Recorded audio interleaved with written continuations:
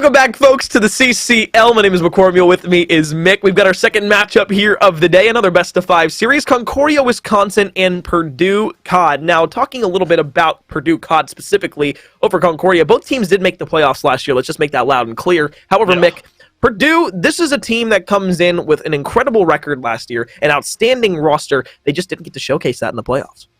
Yeah, and that's a real shame because, quite honestly, sitting at 13-1, they had a super impressive season, and I would have loved to see the run they could have made. I mean, talk about all the bigger Titans that we talk about in the league. Purdue being one of those Titans, obviously only during the season, though, because we didn't get to see them in that playoff scenario. And that's where the stakes really start to rise. I mean, it almost feels like they came into the league just for the fun of it, just to say, we can stomp you, but we don't want to win any prize money. It's like a little confusing overall, but it's really fun to see that they're right back into the fray, and I'm hoping to see a different product out of them this year, but just as consistently good as what we saw last year.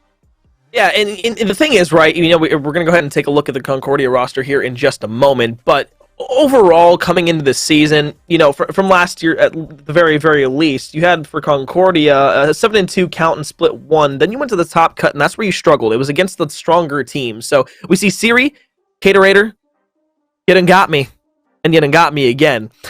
We got Brother, you done got me. I mean, I got twice, so I mean, hey, man, GG's, it is what it is.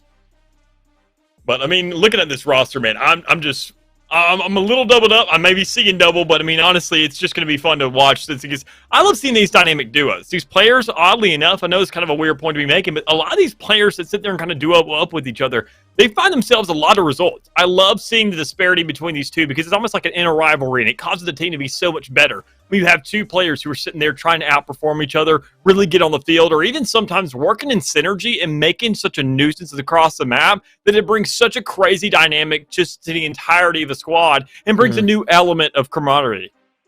Well, we'll go ahead and take a look at our Purdue roster at the same juncture. We see what Concordia is and who they will be in terms of identity throughout the entirety of it. But, I mean, let's just take a look at this roster real quick. VT2, Benji, Tragic, Realize, these guys are all good, but they've proven themselves together, and that's the biggest factor here for Purdue. A team that stays together, slays together, and that is why Purdue, once again, will be looking towards the playoffs this time with wide eyes, opposed to last year with a negative look back.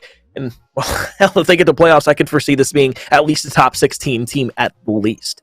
Yeah, I mean, this being the same team, that's the scariest thing in itself. Knowing that this is the exact squad that went ahead, slayed out. I mean, sure, it's a different game, but, I mean, if you sat there and watched any Purdue last year, they are just monsters. I mean, Tragic, having a 2.27 KD on Hardpoint, 2.92 on S&D. I mean, I'm just going to go ahead and round up like it's a grading system here. That's a 3.0 KD. Hey, I mean, that is absolutely massive. I mean, guys creating not only, it's what his name entails, an absolute tragedy on the field for the other side, or at least whoever's going up against them. So, I mean, that's going to be a fun little thing to see out of the likes of all Concordia because, I mean, to go ahead and mention, like looking at them over the course of the season, we can mention the record from last year and how they went ahead and fell. They've gotten to the uppercut. I mean, that's the crazy thing because, I mean, let me go ahead and tell y'all who they faced up against. They went against Illini. They went against Ottawa. They went against, UNI. They went against some absolute monsters, but yet still kept themselves together against these Titans enough to go ahead and find themselves in a good standing. So with them facing another one, having and knowing how to keep the pressure together, how to keep themselves mentally stable against these big teams that can really slay out, I think that could be a really good prospect for them in this season, so long as they can just keep that ideology, but just make sure they're going ahead and getting their mechanics a little bit better. One thing that we always looked to Purdue for was their consistency in respawn, Hardpoint being that specifically. You know, we talked about before the broadcast, one of the things that Purdue had last year, it was consistently the fact that they didn't drop hardpoints at all. I believe over the course of the entire year, they only dropped one hardpoint in total, at least during the regular season, and that was in a map that they lost that series. That was their only loss of the year. So you want to look back on that and say, oh, hey, you know, we lose a hardpoint. Hey, oh, well, you know, it's the first one. That's an eyesore on a record overall. The fact that you lose a hardpoint, you don't look at other teams and they're like, oh, you know, hey, they're perfect in hardpoint except for one map, and it's not a shocker. For other teams, it'd be like, that looks like it might be an error. For the side of Purdue COD, we know that that's just how it is. Yeah, I mean, whether or not it's a glitch in the matrix, it still happened to some extent. So we know these guys aren't unbeatable by any chance, because even in that entire series, it wasn't flawless. I mean, they found themselves going ahead. That was against the likes of SSU Blue, sitting at 250 and 190 for that hard point. So it wasn't close by any means necessary. Sure, it was definitely doable, but it wasn't just impossible. And then a 5-6 search and destroy. So, I mean, there's definitely some competition out there, because SSU ended up 9-5 in the season. So it's not like we got to go ahead, have somebody like Ottawa, or have somebody like you and I, or somebody like Illini to go ahead and step up and take down these big teams. It just takes going ahead, getting yourself together, staying composed, saying, all right, I mean, I may not be able to play the game right now. Let me just sit and spawn with my team for, I want to say, probably 15 seconds, figure out what's going on, and let's just make those adjustments and win the game off of them.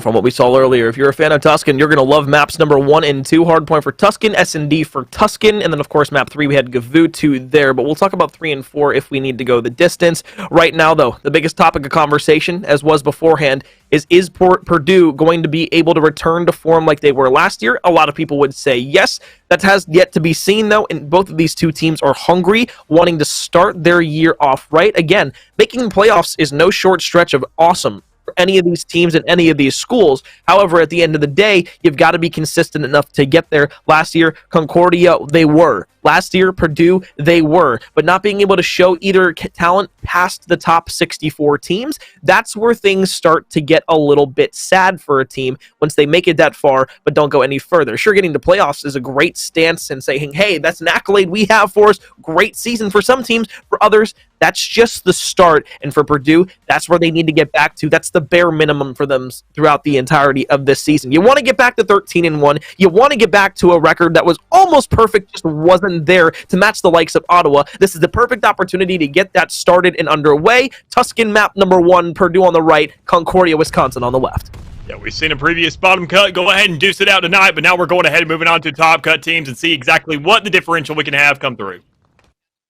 Well, as we see that there, unfortunately, the map goes ahead and has a little bit of a reset, but we get debated every time we watch Call of Duty from a caster standpoint. This is quite literally nothing new, but if you're watching Call of Duty for the first time, or maybe you're just a fan supporting these two schools, welcome to the CCL for the first time. This is a brand new year, a brand new opportunity for teams and, of course, players to make their names known and to make a splash inside of the scene. This is going to be probably the best year of the CCL we've seen so far. So much competition across the board, tons of new talent coming in, ranging from ex-CDL pros all the way down to teams and players who are just kind of having a good time and just want to experience a little bit of fun at their school.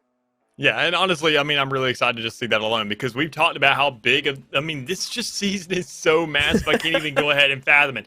I mean, over 200 teams alone. I mean, there's definitely more than that. There's over 250 teams, but just having over 200 teams alone from the increase that we had last year, it's just astronomical. I mean, it just really cannot be ignored by any means necessary. Sure, a lot of people may have their condolences with Vanguard, but to know that the dedication is still there, to know that we can have ourselves a league so massive like this and so successful and driven by everybody in it, it's just awesome in itself. And honestly, I mean, just seeing that alone and knowing how it could translate, because we just saw the interaction with everybody, with the chat when it comes around to the stream, and our passion just watching that game and casting over it for a bottom cut team, it makes this top cut team that much more interesting, because we haven't seen, with the way that the entire region's lined up last season, these two teams never really faced off, but yet they both made it to the same kind of area within their regions to go ahead and show that they have proven to be within that same skill differential. So I'm expecting a much closer race, and I'm expecting it to be a little bit contentious there towards the end. I'm hoping to see at least a map 5 out of that, or at least a 4 if I'm going to start begging.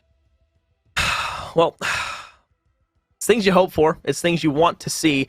If anybody can do it and force Purdue to play their best Call of Duty, it potentially could be this Concordia roster. The biggest thing that I have yet to see from them, though, personally, is going to be that respawn consistency against some of the likes of Purdue. That's the one area that they struggled a lot with. Their S&D wasn't necessarily all that bad, but when it came to playing hardpoint against teams that had an over 500 record throughout the entirety of the year, that's where they struggled the most. And of course, playing against Ottawa is never going to be an easy task for your entire team to do. That's going to be asking basically for a 3-0 in every series.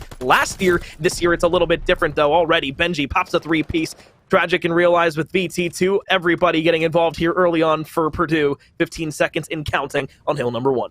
Yeah, and a little bit of a slow start for the likes of Purdue, but I mean, they kicked it up really fast. I mean, losing 6 points is not that big a deal, but you can already see Concordia trying to go ahead and get a little bit of the setup, trying to find themselves across the map, but this is where Purdue goes on the hunt. They say, look, this is, we got ourselves a lot of time, 13 seconds left. We're just going to leave one of our players behind, and that's going to be the likes of old Tragic. They're still on that site, going ahead and picking up some points while the rest of the team goes ahead and makes their way across the map, absolutely slaying as they make their way downtown to go ahead and get ready for this P2. Slide around the corner. You done got me. On the top of the staircase, ready and waiting. Like an Indiana Jones trap there. As he slides back down the staircase with a dead body. The rest of the Purdue COD boys, though, they slide onto the point. They're able to go ahead and contest for the time. Get in towards it. Caterator, with a quick kill there, followed up by You Done Got Me, are going to be able to at least survive for a bit of time. That's going to be P2 in their sole possession. But once again, here comes a quick hit from Purdue from the church side. Caterator, going to be the first line of defense here. Around the corner, Realize is going to fall. The rest of the players from Purdue COD going to have a couple of gunfights that they need to win. Okay, well, there's Tragic, who goes ahead and finds 3 in a row. You can't find Siri, but the spawns are there for P3 and yourselves. You're happy with that break. Yeah, you even expected, quite honestly, there. I wanted Concordia to go ahead and keep that side on hold down. You saw they had the advantage. They had the side. They had even the angles to really just go ahead and hold down. You go ahead and get the read, slide across that alley right there, get the read and know that there's some players there, and you try and double down. But Tragic just going ahead, being that much better of a slayer, going ahead knowing somebody's going to double down that fight, try and find that kill and go ahead and follow through. But as we go ahead and move on to this P3, this is where things really start to get hectic because it's right there at cornerstone of the map. We also talk about P4 being a money hill, but this one could be just as much of one if Purdue locks it down. Tom looks for the challenge around the corner, gets the best of it, but a team kill comes through, followed by Tragic from the back. So you look over towards P3. A decent break here from Concordia thus far, but guess what? Tragic is streaking again through the smoke, fire, and flames. It doesn't matter. He'll be able to gun you down instantaneously. Siri, through the middle. A nade over the top. That's about the only way you're going to be able to win in a one-on-one gunfight against Tragic, is if you're able to toss a nade up over the top and it catches him off guard. Yeah, and even that's a great little push there for the likes of Concordia to go ahead and get themselves some more time because this is not that big of a deficit. They have 18 seconds left on this time, or at least on this site. But even then, when you see Purdue just going ahead saying, look, we don't even need to rotate. Just go ahead, get 2 guys across the map, get ready for this P4 because as we mentioned, time in, time out, this is going to be a money hill. Go ahead, just find whatever scrap time you can, but we got to make sure to set up for this one fast because of how big it is, how influential it's going to be. But it may not even matter all that much when you see Purdue absolutely slaying out, just doing what they do the best. This kill feed continues to light up white on the left side. The blue side of things are not able to get anything going here with how good Purdue play with one another. We talk about it so much, how it requires such teamwork to be able to pull off win after win after win. If you want to talk about a team who has played together for quite literally over a year, you look directly to Purdue COD because of this 4-man roster. Not only have they stayed together for such a long time, but they know every in, out, nook, and cranny of one another, that they're able to go ahead and just play around each other on the map so perfectly that it just looks like a form of art. Yeah, I mean, most definitely. And honestly, I mean, we can see Concordia go ahead and utilize some of these weaknesses because, I mean, Purdue, they're checking a lot of angles, but they're not checking every single one of them. Concordia had themselves a tiny little break there through the middle of the map. And you said it earlier, the middle of the map is super influential here. You got to go ahead and get that control. You got to get the reads, see where they're spawning, go ahead and make things a little bit more of a variable form and split them up as much as possible. We just don't see that yet. Instead, we see direct gunfights. We see them forcing out the back, going ahead, getting fragged out, time in, time out, and it's not really giving them too much leeway to be playing off of. But with some great holds here, putting the likes of El Cruzy and El Siri there on the side, you can make sure to at least try and get some time here because things are really starting to slip out of your control. Slaying numbers for the set of Purdue, above and beyond where Concordia is standing right now. But at the same time, you know, it's not too drastically different to where the side of Concordia is just getting blown out of the water and blown up in smoke. Sure, Caterator's at 5 and 16, but that's really the lowest light of your roster right now. Everybody's either floating directly right around even, or they're just above it, being able to go ahead and find themselves in a positive action. So as Purdue will break in once again, or at least contest for a break, Caterator will give it up. Should be scrap time here to the side of Purdue, but maybe if you're Concordia, you go ahead and give this up. Oh, lordy. Oh, that's just unfortunate. Tragic escapes to this life, can go ahead and regen for another gunfight. Just has to come from a different angle. That's the best case scenario for Purdue. Sure, you might not be able to get the time, but you go ahead and hold Concordia outside of it and get yourself set up on the rotation for P1. And that's a really big kind of threatening look to be kind of keeping your eye on. When you go ahead and see the entire rotation just come through, you already see Purdue sitting at 150 right now. Sure, it took them, what, maybe 8 seconds on that last hill to go ahead and get to that. But, I mean, even then, seeing that ratio, you're only a third of where they're standing right now. So it's not impossible by any means necessary. You just got to step things up. Because as you mentioned earlier, I mean, we see Concordia getting the frag ability, getting the kill power out there, definitely finding their shots here and there, but it's just not nearly as consistent, and they're not following through onto a site with it. They're making sure to just frag out and just pray that the spawns come into their favor. You got to force those spawns to be in your favor. This is something you got to work for, and nothing's going to be handed to you on a silver platter. Here's a highlight for the side of Concordia. A 5 streak from Siri. Now make it 6 in a row. We'll go ahead and give them streaks to use at a later date and won't vanish. Tom's going to come from behind, slits the throat, pops the head directly off the body. And that's going to be enough to go ahead and at least lock down the spawns for the time being. Rotate up the ramp. Looks over towards the left. We'll get the best timing on one of the players. They don't realize that both of them are there. The shots come through. But, unfortunately, won't be able to find the kill. But here comes the trade in from Benji. So there's Purdue. All the way over towards the right side of the map. They'll give themselves the spawns once again. Concordia just trying to go ahead and hold on. Such a difficult kill on the map is tragic. I cannot wait to see till the end of this game what the untraded amounts of kills are going to look like here.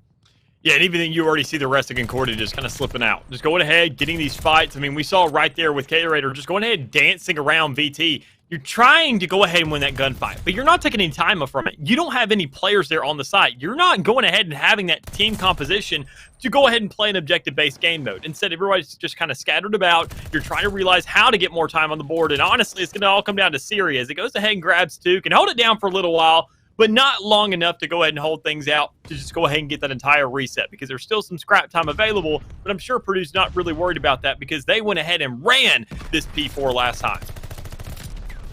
Right now, although it's not looking great for Concordia, a little glimpse and a glimmer of hope that they have, at least in terms of slaying, has been Siri. 26 in 14, leading the way for Concordia and almost leading the game in terms of the overall slaying number that he has. 28 for Tragic, though, of course. Who else would it be? We talked about him so much already in this game, and for good reason.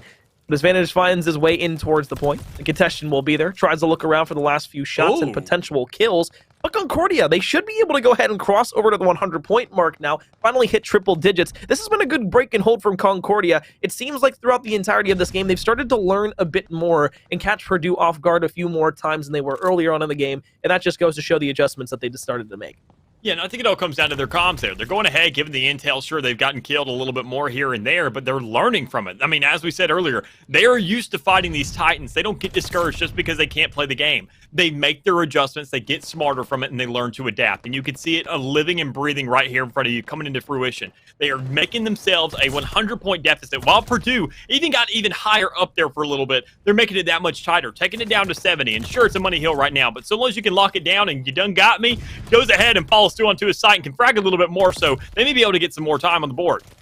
You'll take some small wins, you'll take some baby steps, maybe even find yourselves a map 1 victory, and although it doesn't look great right now, you'll take a lot of what you've already learned here early on about this Purdue roster into the search and destroy once you eventually get there. But again, that doesn't mean this is over quite yet. 30 seconds left on the point, Purdue gets to the 200-point mark. It looks a bit more daunting now if you are inside of the game, because once you get to that 200-point mark, it can just set some different trigger off inside of your head.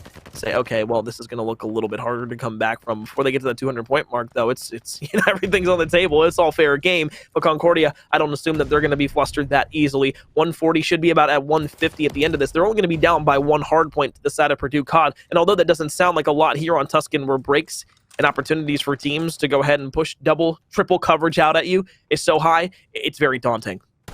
Yeah, and even it takes a couple times for really Concordia to go ahead and start getting these adjustments in line, and that's a big problem here for P5. Purdue ran P5 last time around, so you got to make those adjustments quickly. You got to win those fights. You got to go ahead and get some time because Purdue, they are within winning threshold here for this one. You got to go ahead and hold things out at least for a little bit of time. Make sure just go ahead and contest. Make sure they don't win the game off this, because if we give them one more chance to get right back to this P1, see the resets coming out, they can go ahead and make this game look a lot more doable because you already see the adjustments coming out. Siri, once again, being in the back, able to go ahead and win those fights, go ahead and slay down through that door, just create an absolute sight line that nobody can move through so long as your teammates can still stand there. Starting to make the push. The comeback on the loom. Is it possible? Yes. Will it happen? We don't know. But we look to the rotation. Purdue already set up. You can see VT2 on the point. Benji sitting in the corner, but as I say that, oh my goodness, it's 4 down already. The rotations are there, but Vanish Tom comes up with a huge must-win gunfight that leaves Purdue back on the point. However, here come the reinforcements, though. Concordia with the contention. Shots around the corner. Oh, such a good head glitch there from Tom. Such a great kill. There's the kill feed. All white yet again. Concordia, a comeback that looks so good. Now 20 seconds away from being shut down completely. And even then, it comes down to Benji right there, getting the aggression, getting right up in their face, because you know right here in this P1, you're using that fountain to your advantage. You're standing on one side or the other. You're trying to get that cover as much as possible, trying to hold out that time, and this is where things can go ahead and end. You just got to make sure that it doesn't get to 13 seconds and you get the right rotations. And as Purdue gets a complete wipeout, this is going to be the opportunity for them to go ahead and bring this back, because if they hold down the rest of the site, it is a 10-point game at that stage, and they are continuing with the momentum right now. I really, really wanted them to focus a little attention to the middle of the map, but I guess it really won't matter all that much because you still spawn decently close to the point. Player number 2, that's Got Me, flanking around behind Benji. It's only about a 25-point game right now. And guess who's on the rotation? It's Concordia. The turn on there. It's damn close. Got Me from the up top. You look over back to the right. Benji, Tragic, pushing in towards the point. It looks so good. You had the rotations, but will you be able to break on in from the church? You got to run down the ramp.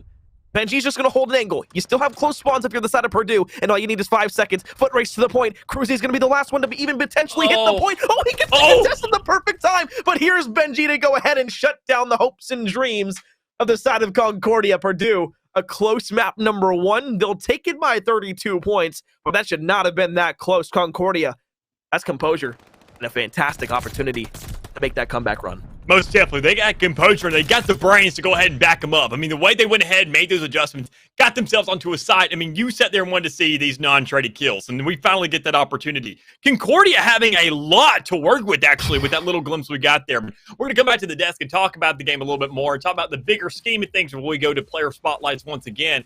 I mean, the way they adjusted around the map, though. We saw Concordia at a 100-point deficit, but right there towards the end, they brought it back time in, time out, almost like a wave there on the shore. Stretch yourself out a little bit. Get that much closer. Bring back out a little bit and go right closer in once again. And next thing you know, you have the water right up to your ankles if you're the or up to your waist at that point if you're the likes of Purdue. So that's a really scary feeling if you're afraid of the ocean. But for Concordia, they're feeling right at home with it.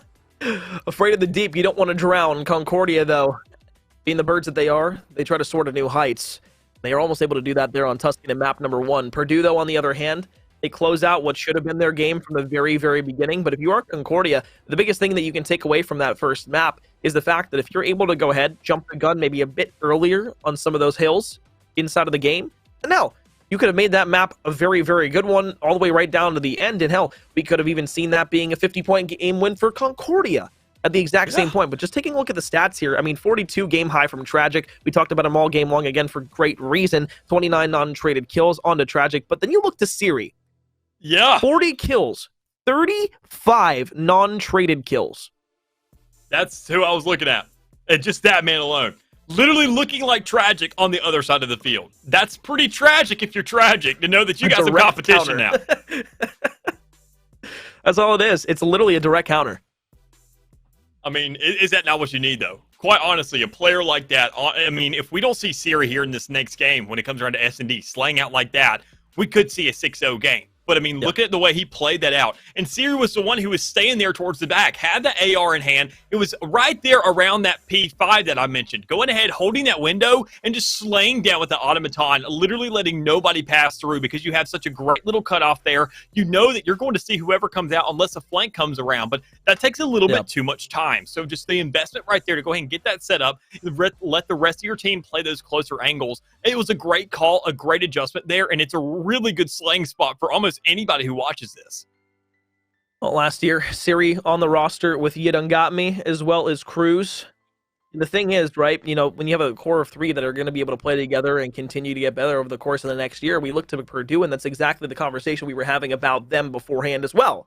So both of these teams, year over year, have continuously got stronger, have continued to learn more about not only each other, but the way they like to play the game and what they can do going into a new year of Call of Duty, such as Vanguard. And for Concordia, making it to playoffs last year was awesome, but being able to prove that you're better, or you can at least beat a team like Purdue in a series to start the year off, you got to imagine that's in the back of their minds right now, and that's the fire and the passion that they're going to be playing with. Because really at any given time. Mick, tell me that yourself, you wouldn't be able to say, you know what?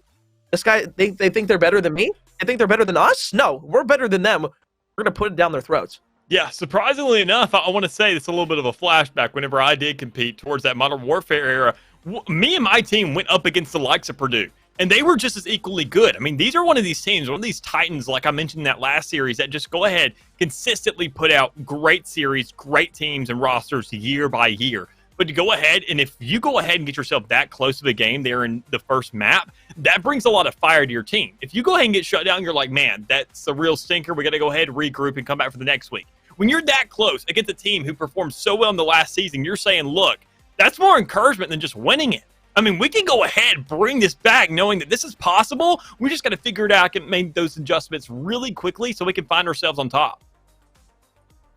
Search and destroy. If you're Purdue, you remember back to last season where you had a lot of success in this mode. Hardpoint obviously was the map and mode that they loved the most, but for search and destroy, it was really all the same.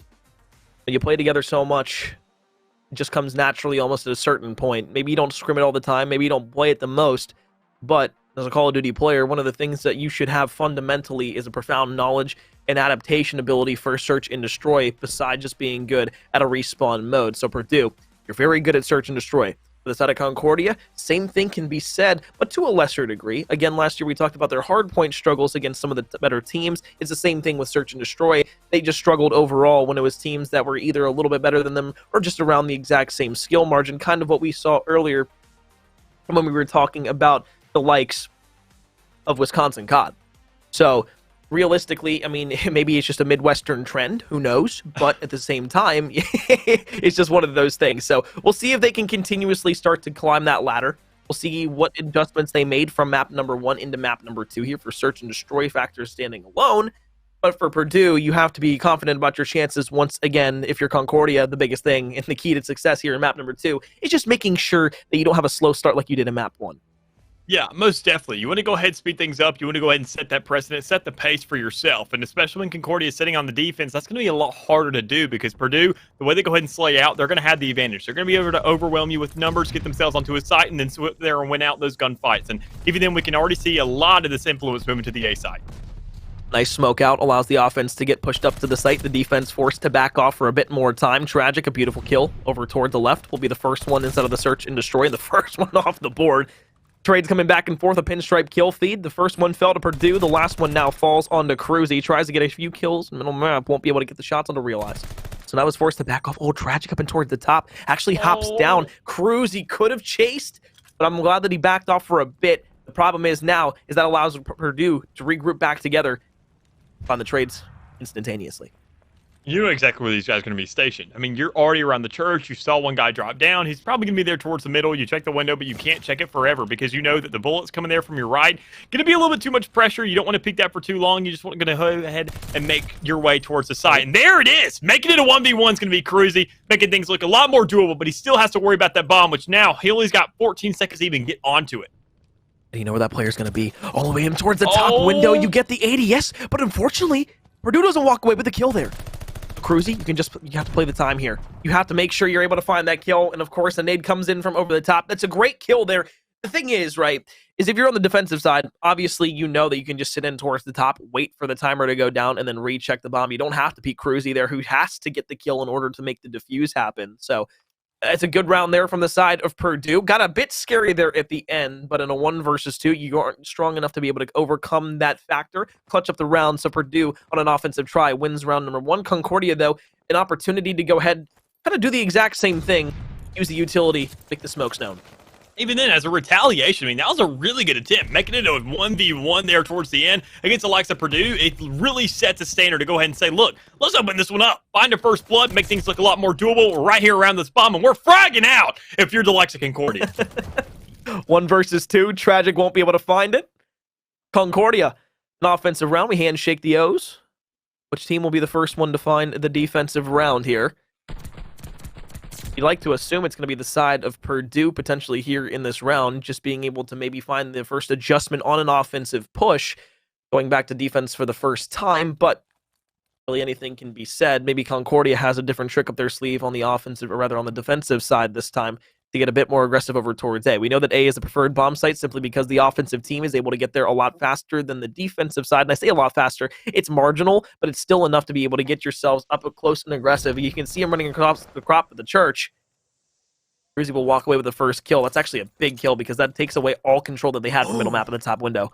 And the fact you get that pressure on, you've already locked these guys in towards that church, and you found yourself getting a bomb as well. That's just putting pressure on them, saying you got to go ahead and move out. Because sure, we can sit here all day, we can respect each other, but the first blood's eventually going to come down, which we're going to see. But right there, the trades, that's essential. Find yourself trading these out. Make sure to put it in a 1v1 because Cruzy did a great job last time, but he's not alive this time around to do it.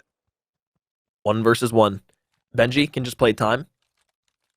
Make sure that bomb doesn't get defused. Siri's just going to hop directly on it. Benji's going to walk around the corner. Are you actually going to see him around the bomb? And you can. Oh. Thankfully, he has enough time there to be able to slide onto the site, walk all the way around the bomb. But, you know, it's just one of those scenarios where you just try to make the play onto the bomb. You know that Benji's going to be coming from somewhere. You just don't know where that kill is going to come from. You don't know when the challenge is going to come out either. So the best case scenario, you just hope that he doesn't play the timing until about, 9-8 seconds left on the clock. Yep. And then maybe, just maybe, you get that fortunate timing. But no, that round doesn't end up in the favor of Concordia. So once again, another offensive round win. Concordia this time. It was A all-time so far from each team. It looks like it'll be the exact same here once again.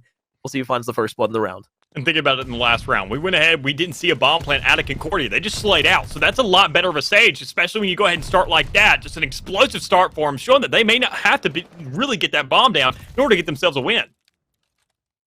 In the top window, Cruzy will look for another shot and kill on the realize, and we'll do just that. Making the top rafters of each side of the map, the home of Cruzy has been able to find kills on each side respectively here in the last few rounds, most notably the first blood in the last round. 2 versus 2. Bomb down on A. Concordia needs to pick up the bomb, find a potential plant, or get the 2 last kills inside of the round. That's their win condition right now, but you'd love to be able to restrict the time on Purdue. Don't allow them to sit in different corners. Tragic just looking towards all the way in the back of the church. Cadiator might run directly into the hands of Tragic, but Tragic will turn around. Oh, this might actually be perfect. Tragic is going to get some beautiful timing. No. He's ready for it. He knows the rotation's coming through. He hasn't seen that bomb go down already. And getting that frag is absolutely massive for the likes of Arcade. Vanish around the corner. Other player chases up the staircase. Now Vanish, you might not have the high ground anymore, but you can go ahead and find the information on the player. He's still have 100 health. Shots are going to back him all the way off. Tom needs to peek back around. Spots the player out inside the bomb. Cadiator has a beautiful, beautiful head glitch to work with. Slides around the corner. Oh, Tom, we'll see you later, bud. That's it, baby. Stuff like that. You got to get small and scrappy when you find yourself with a bomb down. You don't know where to go with it, and you have a lot of time left on the clock, and especially when we saw Concordia in that last time. They didn't even need to get the bomb down. They just went ahead, rushed up, won those fights, and even then, they're showing that same potential here. Able to go ahead, get down and dirty, find themselves winning some 1v1s. We saw it on hard point, but we just didn't get the time to see it. We saw pressure towards the site constantly. This is a much different environment now. When you got time on the clock, go ahead, get smart with it, because that's exactly where Concordia starts to go ahead and make those adjustments and get a lot better. Get the newspapers out, gentlemen. Vanish Tom. He's getting old. He's getting close to retirement. Eyesight's going bad. Shots aren't there anymore. Huge one-on-one win for Cadiator. Keeps them alive here inside of the search. Tragic. Shots over the top. Looks for a few. Guess who it is on a 2 spree now. Gatorade and Siri pairing for 2. Tom will fall 2 versus 4. Concordia, though, they've got to be able to find these last few kills because they still got to get the defuse to come through. Yeah, they're just going to put the pressure on you. You can already see the pinch coming from Cruzy, but he didn't extend enough to go ahead and peek out towards the edge. So he's already going to get locked down by Tragic. That's a big problem when you're looking at the rest of the squad because things are looking to fall apart for Concordia with such a great start they had. You know, Kate, you've made a lot of great plays so far. You've made a lot of clutch opportunities turn into well-being for your team and round wins that have tied up the game, but now at 2-2, Tragic will just sprint through the church. Cade looks back up towards the top. Oh, you lucky Tragic dog. almost got the kill there. That would have been another opportunity for streaks to be earned for Purdue. But either way, let's just talk about that real quick in a general aspect. That's a 2 versus 4 that goes your way simply because you got the bomb down and there wasn't a calculated push there from Concordia. It was just one that kind of fell short because it was one player pushing after another. And it's those differences that are going to at least separate Purdue from Concordia in the search and destroy, because if you just solo, it's like a hard point. You're never going to be able to break it. Yeah, and honestly, I mean, that's what I want to see. I want to see a big setup there towards the middle of the map. Go ahead and make a big push onto the A side, but we never saw them get around to it. Instead, they just got picked up before they got there. Overextending on their lonesome, just kind of playing these little solo ventures to be working off of, and it's not going to do you very much good. But right here, when you go ahead and have a 4v2 towards that A side, you know that's where they're going to go. Make it a 4v3 as Siri goes ahead and gets shut down. Concordia still has themselves some initiative getting that trade out. Of course, if you're Concordia, you don't know that they were doing a 2-2 split over towards A and B, but you had 4 players on A. Sure, you don't want to get too aggressive. You want to let them come to you in a general sense of it when you're at the site, but you got to make some sort of play when you're on offense. You can get to the bomb site first, but to get that bomb down, you need to find those kills, and it just turns very stagnant once they're not able to find that first blood and they get somebody ticked off the board. However, across the top, though, you done got me. He's going to be there. Oh, Tom almost plopped up, played a little game of whack-a-mole. Put the player down in the dirt. However, lucky enough for you done got me. We'll stay alive for the time being. 1 versus 1. 25 seconds left. Bomb should go down. Tragic, who has 6 in a row in full streaks. What are you going to use here? Are you going to check the bomb over the top? Oh, you might spot the player. You're not going to be able to get the shots. Are you going to go for the ninja? Oh, please do it. Please do it. Please do it. No, you got to go for it. Don't peek around the corner. Take your balls out and go to fuse. Oh, and he's even overextending to the point where now Yudengami can see him and finish the gunfight to tie up the game, man. I'm with you right there. The ninja's the play. You got to just go for it when you have the chance. You know the player is going to be turning off the bomb. They're not going to expect you to just hop onto it. Sure, they give up the middle of the map, but, I mean, again, it's just one of those plays that you want to see. And you want to speak it into existence so bad. He sprinted like directly towards it. I really thought we were going to get like a storybook moment there. And then he just let me down. But, I mean, honestly, if we're talking about stories and, I mean, things we want to see, I still want to see a defensive round. We have not seen one of those yet. Yep. Every single time it comes down to the offense. And sure, that's kind of what we're going to see generally, knowing that you have the default. You're going to have a split. You're going to have the numbers right off the get-go. But we see some really even trades regardless of that. And maybe Tragic with this kill streak could go ahead and continue that momentum on the offensive end. But we still need to see Concordia make those adjustments like they have. And the team kill may be it. They may help. The beautiful thing about that, right, is I see the binoculars come out. I see him mark the target over there, and then I just see Benji start sprinting up the map like he was going to do some, like, sumo stuff. And I'm like, bro, what, dog? He's about to kill his teammate. I just see Benji not stop. Just keep on sprinting. Keep on sprinting. And then all of a sudden, he just he gets shot in the back by the pilot, dude. Like if you're the teammate there, you gotta say, hey, I'm investing a streak this round. Don't push up. I'm trying to find us a pick. Instead, with the bomb in hand, pushes up and gets killed by the. And even on the most influential round, I feel we've said it for the entirety of this game. Who's gonna win a defensive round? And Purdue says, "Yo, here it is on a silver platter. Go ahead and take it." I mean, we gotta make this game interesting, right? Siri up top will find 1 VT2 comes through with a trade. The biggest storyline, at least from that team kill, though, like, yeah, it's funny and all, but you waste a streak in a round that you lose on offense. Yeah. And even then, you got me a glide bomb on top of that. So now you have another kill streak on the board, but for the other side to be working with, and especially that clutch scenario he had earlier, that was a big factor of it, because you now have the pressure on the side. Caterator finds himself 1. VT's also looking, so you have those calls to know exactly where that player is to hold out the side and the entirety of the map. Tom finds the first. 36 seconds left. Oh, he spots a player in the corner. He done got me. Luckily, escapes over through the middle of the map. There was a player close enough to be able to find the trade. It won't matter all just yet. You know they're going to be playing left corner. This is basically a default setup here. Oh, my goodness. I thought maybe, just maybe, through the middle of the map, Tom was going to be able to find the player up and towards the top. Oh, looking for heads. He's duck hunting out here.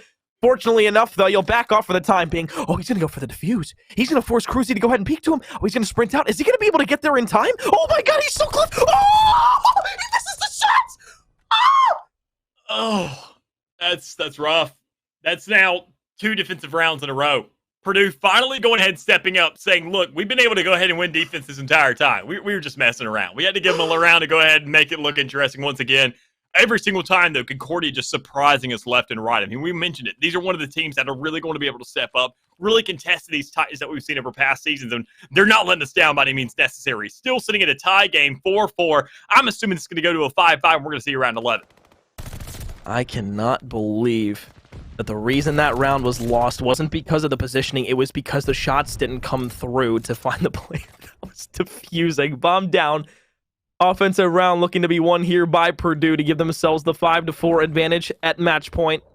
We talked about Vanish Tom at the beginning of the game. We're talking a little fun about him, but the veteran makes veteran plays, at least a CCL veteran to the most of us. Glide bomb used by Yidengami. Doesn't find anything with it. Now in a 1 versus 3. This is looking like a round now for the side of Concordia that they invest a streak. And nothing comes out of it except a round lost where you're now at match point against the side of Purdue. The one thing I will say, though, real quick about Concordia is they have played this series incredibly close against the likes of Purdue. Even then, regardless of how this goes, I mean, as you said, it has been extremely close. I mean, if we go ahead and see in the series a 3-0 by some chance, I think we should put an asterisk next to that and say, like, nah, it's not what you expect. Like, this is a different thing. This is a different 3-0. Every single series so far and every single map has been super, super close, and it makes this series look that much better to know that Concordia, regardless of where they stand, knowing that they could even potentially put a loss on Purdue, regardless, even on a map, that's enough of a storyline to go ahead and be working off of for the rest of the season.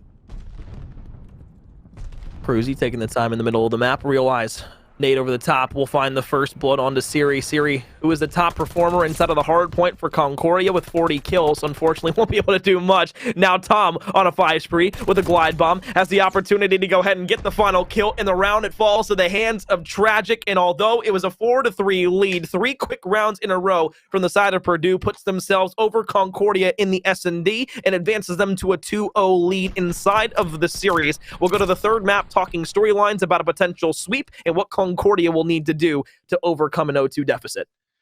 And I feel like we only saw Purdue step up once they got mad, honestly. I mean, when you go ahead and get yourself the one trade-off we've seen all game, sit there and be, all right, Concordia is leading. No, sir. We're not having this. We're going to make something happen here. Because, I mean, even then, as we said, they handed that win to them. They said, look, we're going to burn a streak. My teammate's going to die to it. Even if you're ticking your own self off. I mean, whatever works, buddy. Take that dub. Go ahead and run away with it. But regardless of the circumstances, regardless of how that turned out, Concordia is still having a really, really impressive showing against the likes of Purdue, knowing that they faced so many Titans. They lost all those 3-0 in the last season, some of them not being as close as we wanted to be. But this time around, they're making it look completely different and almost doable for anybody in the CCL. Well, when we look to the board, 4 first bloods from Siri, unfortunately, or excuse me, that was first deaths. 4 first bloods from Tragic were enough to give Purdue the upper hand inside of the S&D. You look down to the bottom, though. I mean, overall, 2 first bloods for 3 different players and then 3 from Yidengami. That's a decent game. Unfortunately, it just goes to show that there's multiple rounds where you've gotten first bloods, and unfortunately, it just doesn't amount to all that much except a couple of round losses. And then, of course, the first deaths toll, that also adds up a bit, too, with 4 from Siri. The thing is you want to be able to get aggressive. You want to be able to push up the map and make sure you put yourselves and your teammates in a good position to maybe have a man advantage, or at least be able to have some sort of map presence somewhere, either towards the A or the B site. The problem is when you're throwing your life away recklessly and 4 first, yeah, sure, like whatever. It's not the end of the world, but at the same time, if it's a reoccurring problem, slow yourself down and go ahead and do what you got to do. Yeah, and even then, I feel like a lot of those rounds were also based off not only first bloods, but last bloods as well, obviously. But, I mean, all things considered, it came down to a lot of those clutches. The last player still standing. We saw a lot of those scenarios. We saw 2 of them out of Concordia get themselves round wins. I mean, it's just situations like that where you put the pressure on the bomb, make sure to make the enemy team go ahead and respond and really just slip them up in the chaos when they're saying, all right, well, how do we go about this? Well, right now, let's just go ahead and get closer to the site. Then next thing you know, you find yourself overextending to the site, and then you're getting picked out. And then the one teammate that does play it safe will be like, all right, well, now we're down a man. This makes the job a lot more hard. So, I mean, everything that's really panned out for Concordia, even then looking at the hard points, we're going to be going right back to here soon after this break. I mean, this could be the potential for them to turn around. Sure, it's going to be a reverse sweep, but I'm hoping to at least see a round or 2 out of them before we see them eventually fall or go ahead and pull out that crazy series we want to look at. Look, I want Concordia to be able to bust back into the series. I want them to force a map number 5, as we all do, but it'd have to take a reverse sweep. So, as Mick alluded to earlier, we're going to take a quick break, but when we come back, the conclusion of this best-of-5 series, and of course, we'll break down if Concordia truly does have a chance against Purdue. Welcome back, folks, to day 1 of the CCL season. It's just such a good time to be back. I'm happy that I'm finally here We're back watching Call of Duty again for the CCL. We've got a lot of great talent here throughout the course of the year, but more importantly, we've got a series to finish. Purdue 2-0 lead over the side of Concordia, Wisconsin. And Mick, we'll go ahead and take a look back at what we've seen throughout this series thus far. But what has stood out to you the most about this Concordia roster continuously keeping up with Purdue? I mean, what am I not impressed about? Honestly, their adaptability, their ability to actually frag out and meet in their maker. I mean, there's so much that they've really stood up to that honestly, they're looking like they're not going to get stomped out by anybody. They find the adjustments. They sit there and kind of climb up the ladder over the course of one map, and it's really impressive to look at. It is. And I think from at least the hard point perspective in my mind was the audacity that Concordia was able to play with coming all the way back from a deficit, which seemed like it was going to be in just another 100-point club that we saw from the side of Purdue, which they had made a habit of, at least throughout last season. But they completely wrote that off. The search and destroy came around. Obviously, you see on your screen a 6-4 loss, but it didn't look like it was a 6-4 loss. At least it didn't feel like it, I guess, simply due to the fact that there were some rounds that Concordia just threw away completely, specifically the round where they had an opportunity to put themselves at 5-3 in the round count overall, and then Vanish Tom came back with a beautiful 1 versus 3 clutch, was able to go ahead and get the defuse while somebody was shooting at him through the bomb and from the top window. And then, of course, they go on to take that. So now we have an opportunity, once again, for Concordia to find themselves a win on Gavutu. But with a hard point on Gavutu being what stands between them and at least moving to a map number 4, Purdue looks to go ahead and capitalize on this because, again, one of the things that they did last season was win a lot of hardpoint. They only dropped 1 throughout the entire season. I just don't see it happening here in a map where they have an opportunity to close it out.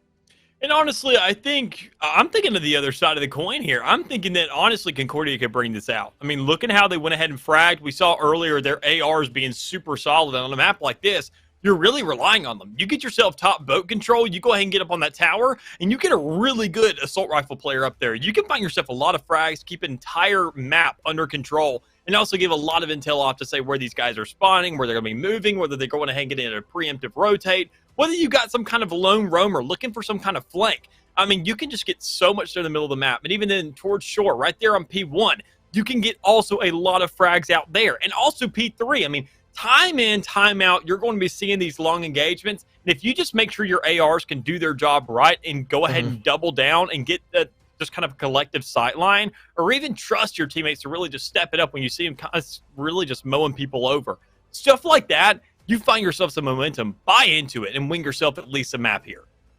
If you're just joining us or watching Call of Duty for the first time, while we have these cinematics over the screen, you can see the bottom footnote there. It gives you the details of what you need to do and what the win conditions are to win a game such as Hardpoint, which we'll be loading into. But if you are watching Call of Duty for the first time or joining us for the first time, welcome to the CCL family. We'll hope you stay and enjoy the entirety of the season. However, though, going back to Gavutu specifically, Purdue, the opportunity, the chance that they need to start their season off 1-0. As we said beforehand, Concordia will need a full reverse sweep in order to be able to start their own season 1-0 and continuously doubt, or rather prove the doubters that they have wrong, such as Purdue. We talked about on the Bravo side of things a little bit earlier here that when you're a team like Concordia, you make the playoffs last season, but what's the first thing you need to do in order to prove to everybody else that you have the chance to be a top team this season?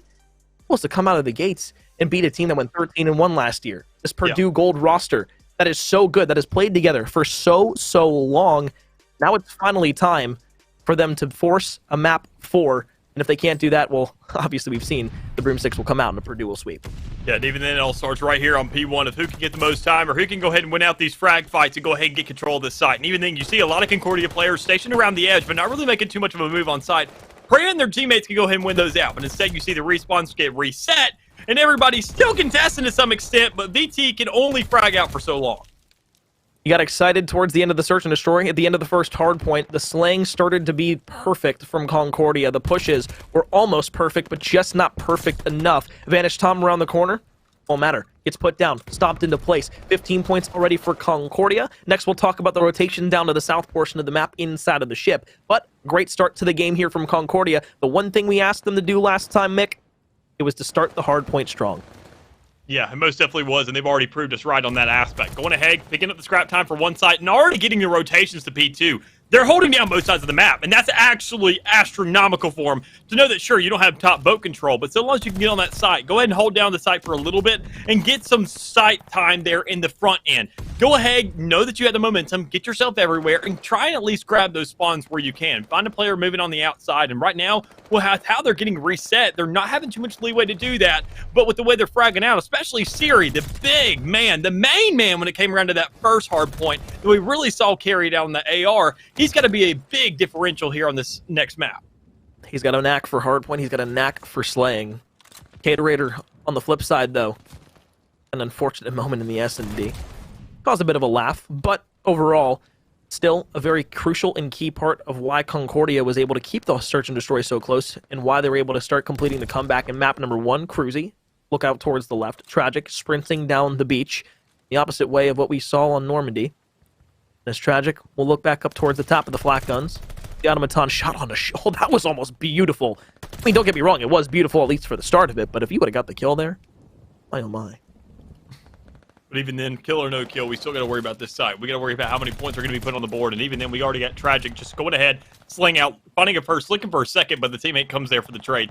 So much here second for Purdue to go ahead and get themselves on the side. And this is somewhat of a money hill. Being right there in the corner of the map, it takes a really long time to rotate to it. And even then, the next one's going to be a money hill as well. So long as Purdue can go ahead and hold this down, get the right rotations, even though they're spawning on the opposite side of the map, Concordia just has to hold this out as best they can while getting at least enough players up there to get themselves some time or at least contest.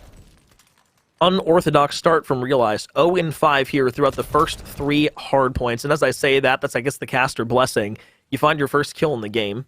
So that's a W in the book of everything that Purdue is going to find holy for this Kavoo 2 win. But as Cruzy comes through the back with Caterator there trying to pinch throughout the rest, it is going to be a beautiful setup on towards the next point. They've got the deep spawns on the left portion of the mini-map. Point 4 looks to be where they make their bread. And they're looking for a full 60 here.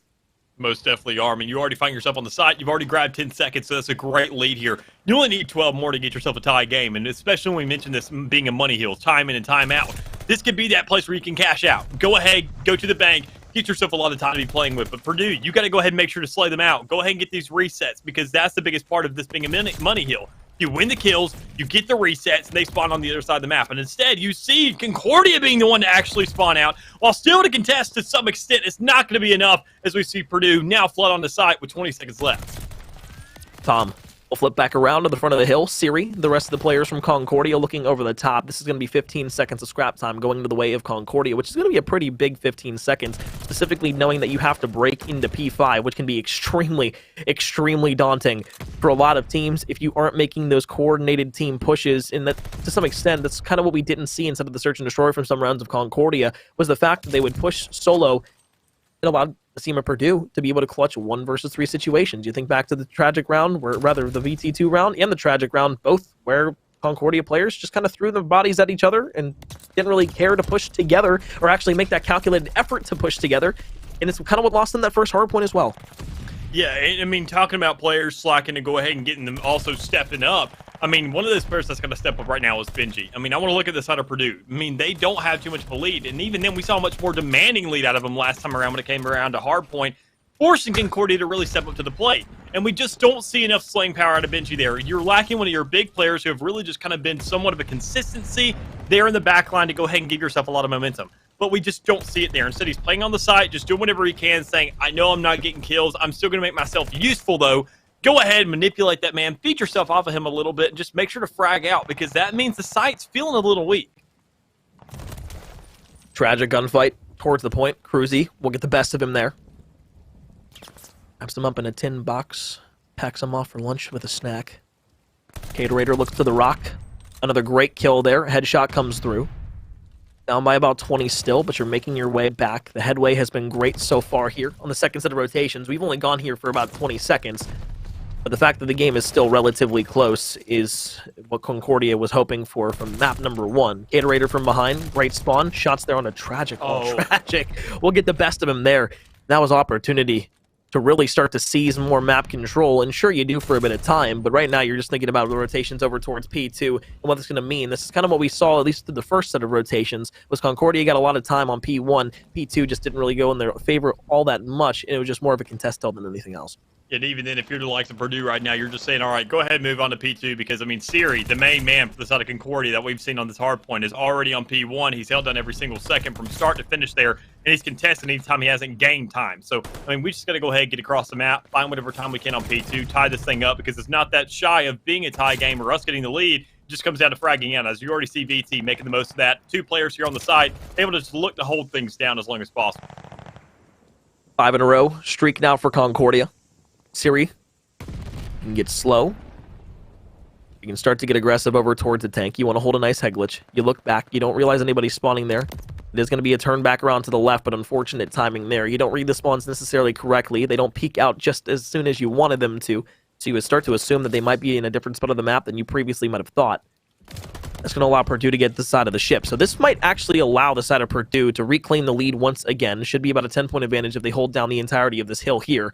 And on the P3 rotations, the first one set up is going to be the Caterator man himself. And as you go around the corner, shots to the first are there. You knock the first one down. The second one's going to come around the corner. What is the rest of the team going to be able to do around the rest of the map? It looks like the blue kill feed will stay the same. Tragic comes around for a trade.